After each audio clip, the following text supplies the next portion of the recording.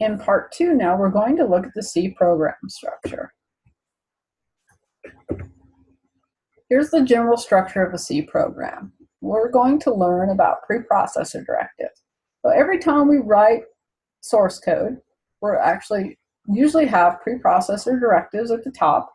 The next thing we'll do is we'll put global declarations. We'll learn about global declarations later. The next thing will be a section of our program called main. Every C program has a function called main, and execution of programming statements always starts from main. Within here, we'll learn about local declarations, we'll declare variables in there, and we'll write C programming statements. Later, we'll learn to write other functions because we'll see that as we create more complex programs, we're going to break them up into separate functions that have special purposes. But right now, though, we're going to take a look at how we write the main program.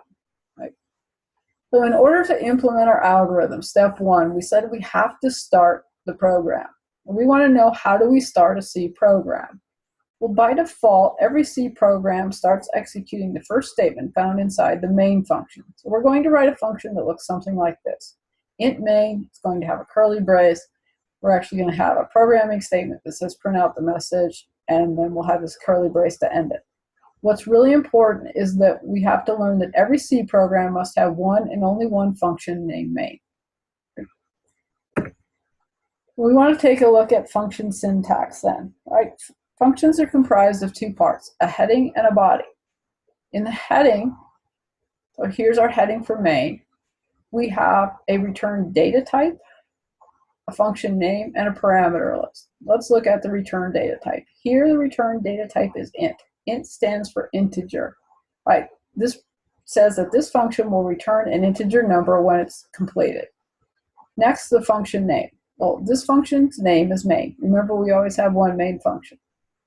Parameter list. The parameter list will always start with a left parenthesis and end with a right parenthesis. It may be empty, it may be full. In the beginning with main, our parameter list will normally be empty. So every function, then remember, has this function heading. The other thing it has is the function body.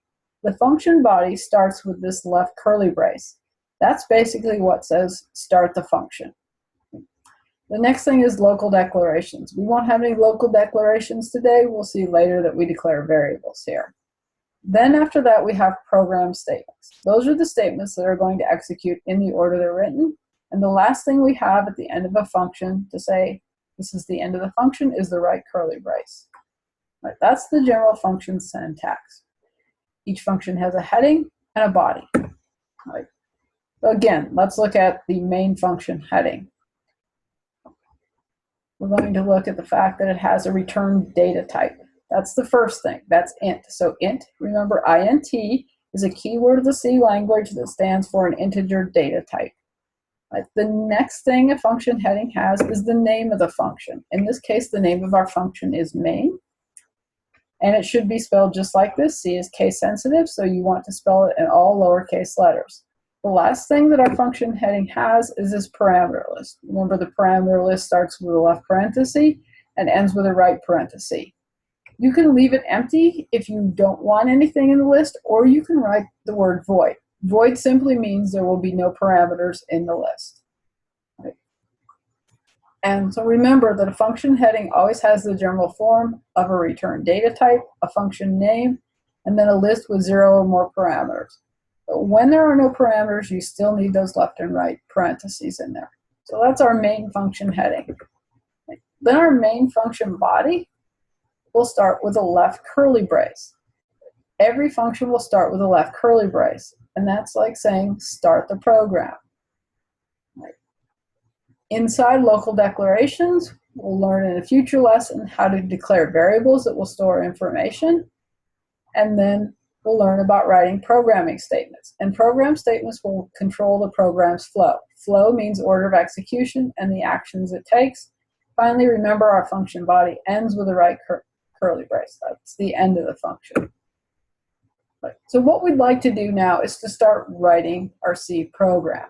So you can open a text editor program. In this case, since I'm working in Windows, I have a text editor program called Notepad++. I like using this program simply because it recognizes the language that I'm writing in. Let me go ahead and open this up here.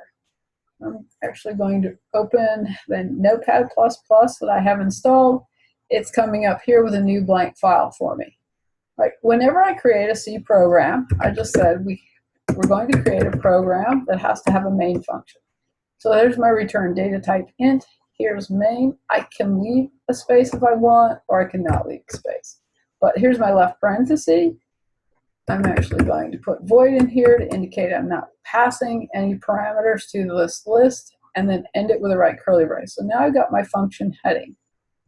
Well, next I want my left curly brace and my right curly brace to have basically a complete function. Right. Now, what I like about this program is I'm going to save this. I'm going to say File, Save As. I'm going to save it on my desktop, and I'm just going to call this hello, and I'm going to say .c. The .c extension means the C programming language. So if I go ahead and save this, I'm going to save it over the top of one that already exists in this case. Now notice when I come back, before this this int, was black. Well, now it's turned to blue. One of the nice things about Notepad++ is it knows different programming languages. And it knows now that I've saved this with a .c extension that it should follow the rules of the C language. What's helpful is everything it's showing here in blue, the int and the void, these are keywords or words that are defined by the C programming language. So that helps me to learn the language as I go along. So one of the reasons I prefer to write in Notepad++ is it knows .c. It's just a plain old, as opposed to plain old Notepad that comes with Word. All right, let's go back to our slide presentation here. All right, so writing step one, starting the program. This is what we just performed. We opened a text editor, we created a file named hello.c, and we typed the following code in there. All right, so we have the main function in just its general form, and we need to add some programming code to do that.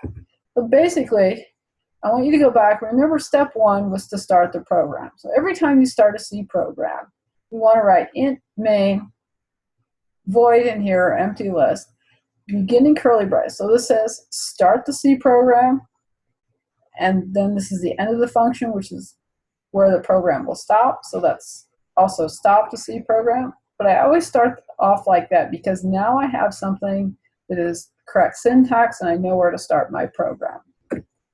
Right. Now, step two of our algorithm was to display the message hello world. In order to do that in C, we have to use a library function called printf. Printf stands for formatted print. Print makes sense. It's going to write something to the screen. Right. But we're going to use, whenever we want to write things to the screen, we're going to use this standard input-output library that has functions, in this case, printf, that will write output to the screen. Right. But what we're going to do is we're going to add this programming statement to the body of main. So see here inside main, I've typed printf. I need a left parenthesis and a right parenthesis because I'm calling a function that's already been defined in another library. So the parentheses tell the compiler that this is a function. Inside here, inside the double quotes, I'm going to write the message I want to display on the screen. In this case, the message I want to display on the screen is hello world. What will happen is we'll see later that when printf runs, when this instruction runs, it will print letter for letter, HELLO space WORLD, and then \n stands for a carriage return in a new line, which means when it starts writing on the screen, when it goes ahead and executes this instruction, it will actually move the cursor down to the start of the next line on the screen. If you want to learn more about the standard input-output library, one of my favorite resources, and we'll use this resource a lot this semester in this course, is c++.com. We'll be working in the C language, but this website has things both for C++ and the C language. All right, so if we were to actually go ahead and click on that link, we could actually bring up this reference here. Let's wait for that to happen. All right, so in here in C++.com, this went to where printf is defined. In this case, this gives us the function header. So int printf, left parenthesis, right parenthesis. This is the parameter list here, const char star format, comma, dot, dot, dot. Printf is what's called a variable, has a variable length argument list. We'll talk about that much later. There's a lot of information right here that we don't need to know right now in order to do this. We will come back later as we study printf and learn more about this. Right, but this is always a good reference resource. While this can be intimidating when you're first learning programming, as you begin to learn, these reference resources are very helpful. One of my favorite things about this website is it always gives you example code. But here's some example code showing you how to use printf. It also then shows you what the output is from this program. So I like that I can study this and see the results. I also like that I can also take this, copy, paste it, and run it myself and have working code to learn from. So that's one of my favorite things about this reference website. All right, let's just go back to our slideshow then. All right, so once again, this printf function information. Here's our function heading. Printf has been defined in a header file called stdio.h. Inside that file, it has its function heading, so it has its data return type of int. The name of the function we're using, once again, is printf, formatted print. Then it has its left parenthesis and right parenthesis. Remember, functions are always going to have parentheses to start and to end the parameter list. Inside the parameter list, you can see that there's one parameter specified, const char star. Here, const char star is a data type. We won't worry about that yet, but what that means is we have to enclose anything we pass to this function in parentheses. That data type will be considered a const char star. Format is simply the name of the argument that's passed to it. So in our program here, printf hello world, anything that's enclosed in double quotes is called a string literal. A string literal is of data type const char star. So as we use printf, we'll just know that we have to enclose whatever we put first in the list inside the double quotes. And that will satisfy the condition of passing it the right data type. It also talks about information that printf returns. We'll see that every function in C that has any data type other than void, it will return some numerical information. What it will do is it will return the total numbers of characters that are written to the screen. If it can't execute, it's going to return a negative number. We won't worry about that now. We'll take a look at that later. All right, so once again, here's just a reminder then of our function heading, return data type, function name, parameter list. And here's what we talked about before. Then constant char star is a data type. For us, we just want to remember that if we put anything inside these double quotes, its type is const char star. Anything that goes inside double quotes is called a string literal. It's just a string of characters. That's why it's called a string. So we string some characters together. The double quotes say put these in a group, and literal means that every time we run our program, we're just literally going to print out every character that's here. Right? All right, the other thing we need to do in order to use then our printf function is we have to tell our program what library it's in. Our C compiler won't know what the printf function is supposed to do if we don't tell it to include this library. And this library was defined when you installed your C compiler. It had some C libraries that actually defined in an include folder. And this one, stdio, standard input output.h. H stands for a header file. We have to tell the compiler or the preprocessor where to go look for this. And when we add this, this is called a preprocessor directive. Preprocessor directives always start with a pound sign. Whenever we include a header file, we actually want to put it inside these angle brackets, and that tells it to go look in the default path. We normally put this at the top of our program.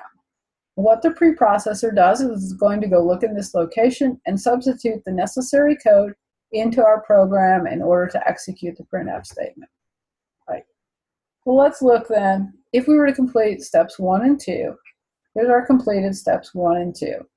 Now we've got this #include stdio.h in here in order for us to go retrieve the information that our program needs to execute the hello world function. Right. Here's our start. Remember, every C program starts with the main function. We need the beginning curly brace. There's our start. Display hello world, our algorithm then turned into this step, turned into the source code, printf hello world. And then stop turns into the step of the right curly brace here. Now there's one more thing we have to do in order to not get any compiler errors or warnings. Because the return type of main is integer, we have to put in a return statement. So what we're going to do then is we're going to go put in a return statement here, return 0. So as I just said, the data type here is int. Meaning then we have to return a whole integer number. So here we add a statement called return, returns a keyword of the C language, and we can pick any integer number that we want. But by custom, we return a 0 to indicate normal program termination, no errors. And this 0 is actually returned to the operating system. Now we won't do anything with that information, but sometimes you actually use information that comes back from one program and pass that information to another. By convention, we're always going to have return 0 at the end of main for normal termination. So now after we add that, our completed hello world program looks like this. Right, we've got our preprocessor directive at the top to tell it to pull in that information that it needs for printf. We've got our start by saying int main void. Remember, that is our function heading for main. Every C program has to have a main function. We've got our left curly brace to start. We've got printf hello world, so that's going to display our message. Finally, return 0 is going to return a 0 to the operating system, and the ending right curly brace is the end of our program. So now we have a complete C program. This is called source code. This is C code. It's not ready to run, but it's ready to put through a series of steps. Our next section then will be on creating that executable program.